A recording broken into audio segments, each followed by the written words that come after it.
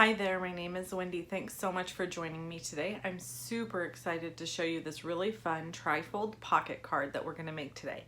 I made a card similar to this, I don't know, it was a few weeks back that was a quad fold. You can see it's right here on display. And I have that on my YouTube channel as well. So if you're interested in seeing that, I've linked to it at the very end of this video. I'm so excited about so many things that are coming up.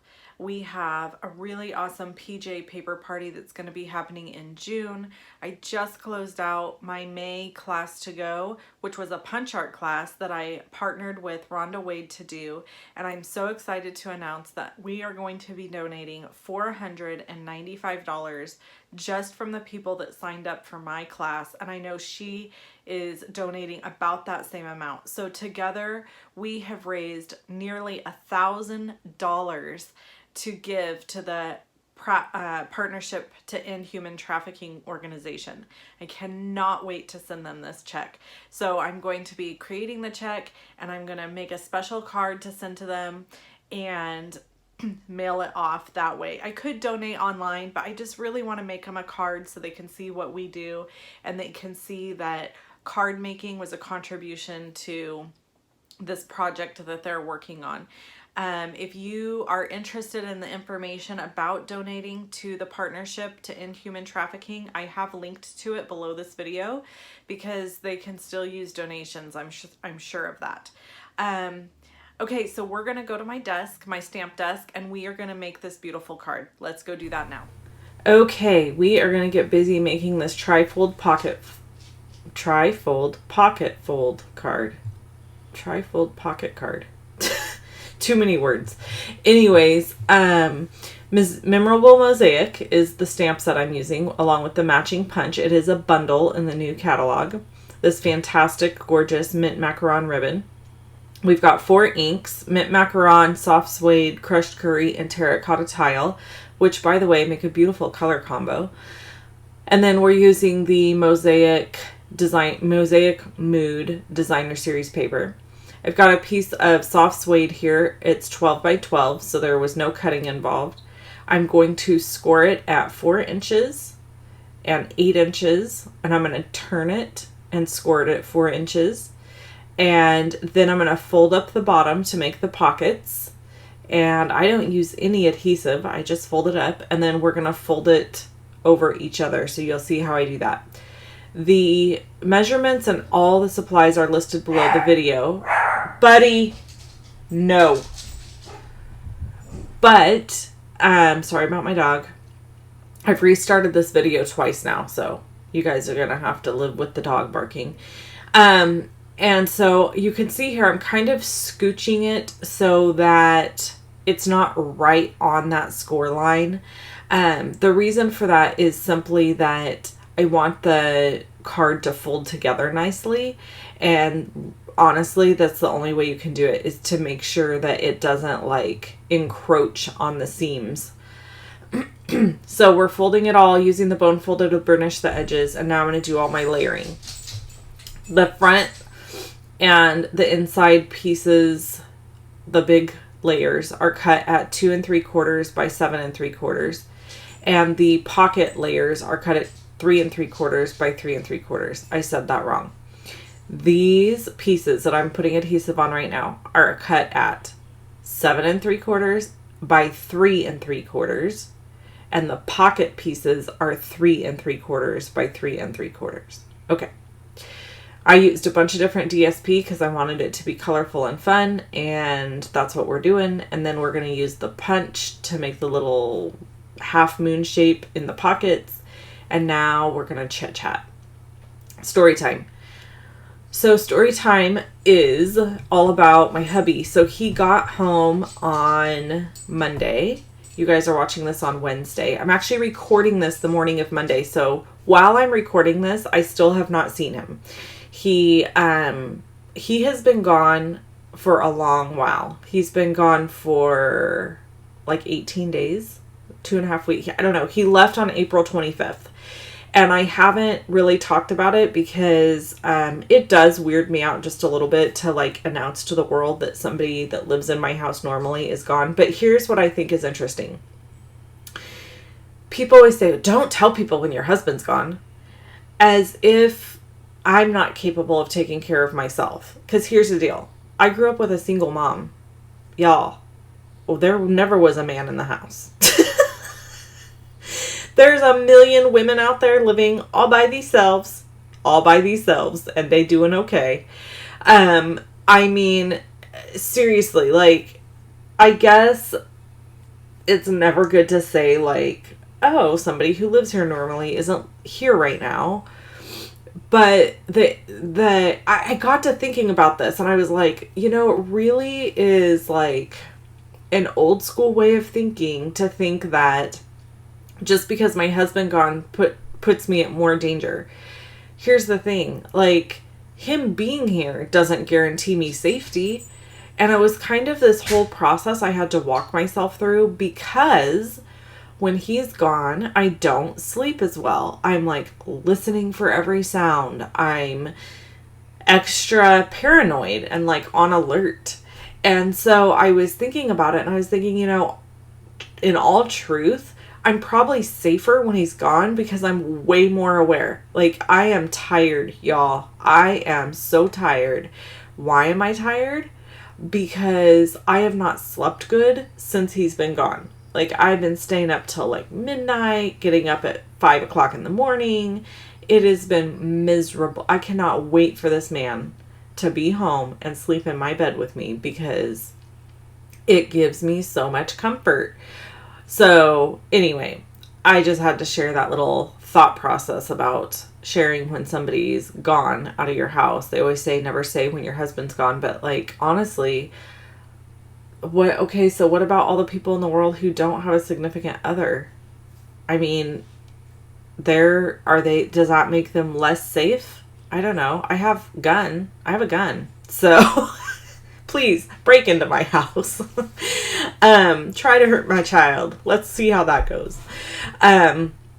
So anyway, so that's my whole theory on that. So let me tell you about him being gone. So the coolest thing, he is a hot apprentice lineman, which means he's almost a journeyman lineman. Okay. Next year he'll be a journeyman, and he was one of the people that went to the Navajo Nation to help install power.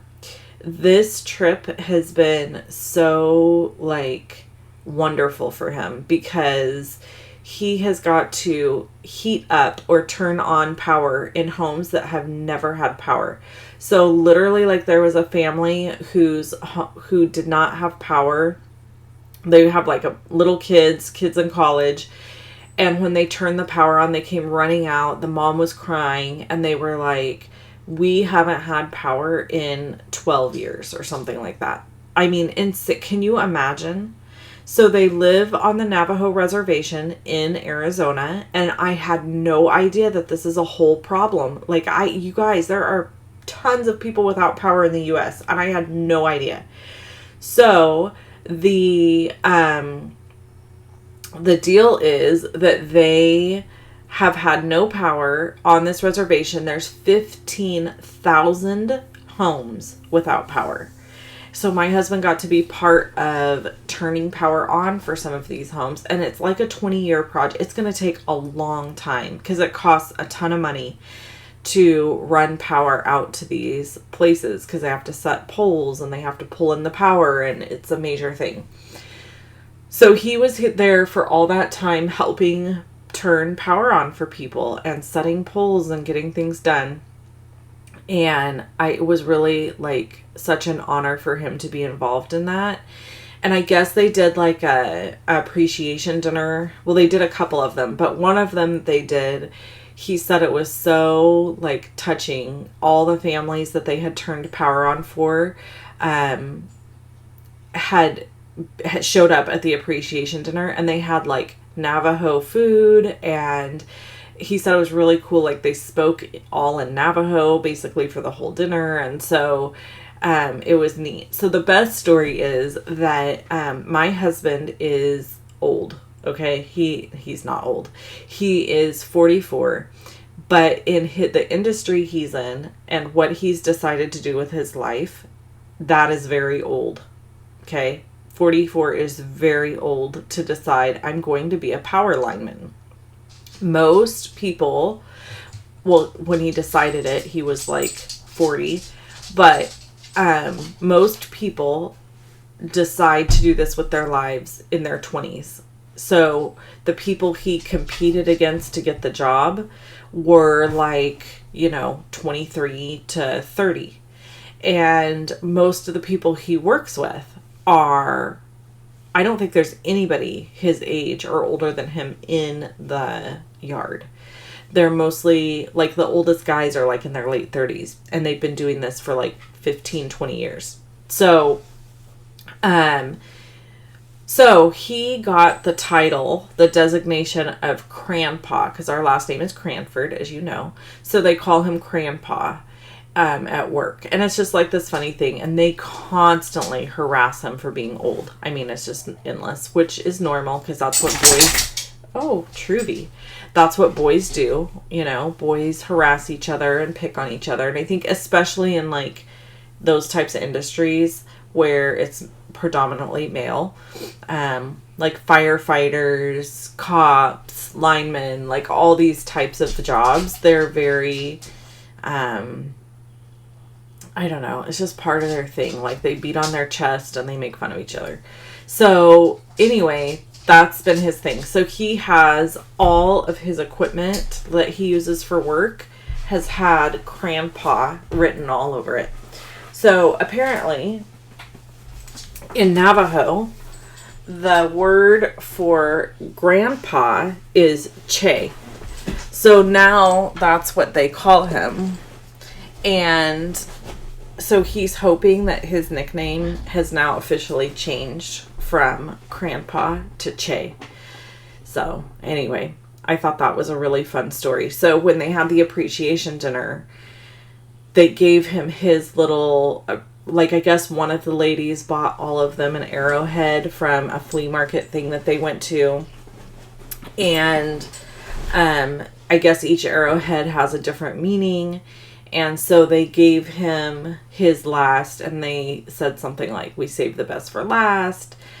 And then they said, Che, this is for you, which I think is so funny. So, like, everybody was laughing, and I don't know. It was just a really great experience. I guess another family gave them all these really cool beach towels that had like Navajo print on them, design on them.